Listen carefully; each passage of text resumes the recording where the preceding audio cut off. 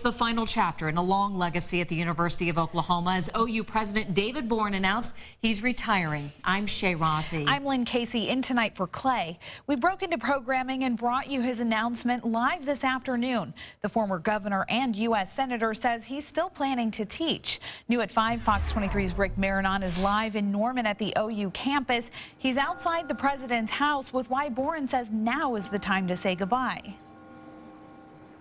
Well, we knew it couldn't last forever, but Boren has decided that, well, after 20 years of living in the Boyd house, and in fact more than 20 years, he's ready to pack it up and retire for the most part.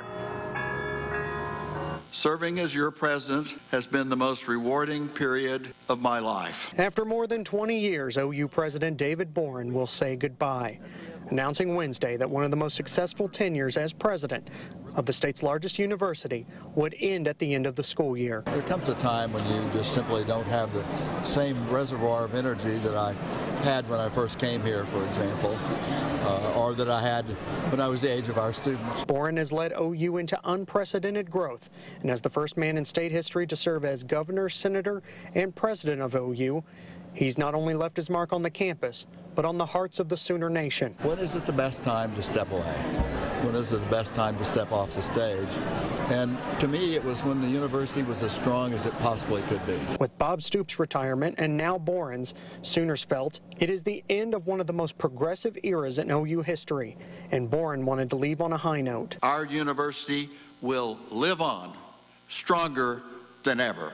But Boren also had to captain through tough times, like the murder of student Julie Buskin, the 2005 campus bombing, and the recent controversial decision to expel the fraternity SAE for chanting about hanging black students.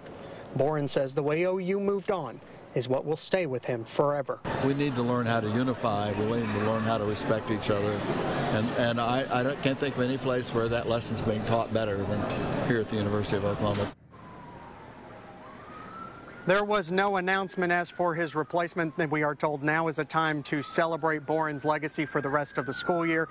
As a President's Community Scholar, when I graduated OU, I spent some time in that house, and I can tell you that Boren didn't act like a principal or an administrator, but more like everyone saw him as their on-campus daddy. Reporting live in Norman, covering news that matters, I'm Rick Marinon, Fox 23 News. All right, Rick, and we have more information for you tonight. David Boren graduated from OU's law school in 1968. He served as governor of Oklahoma from 1974 to 1978. In 79, he was elected to the U.S. Senate, where he served until 1994.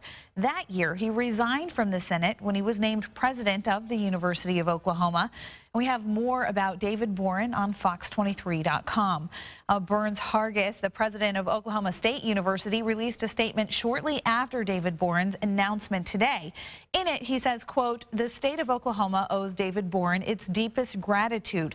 His lifetime of public service has earned him a place as one of Oklahoma's finest statesmen.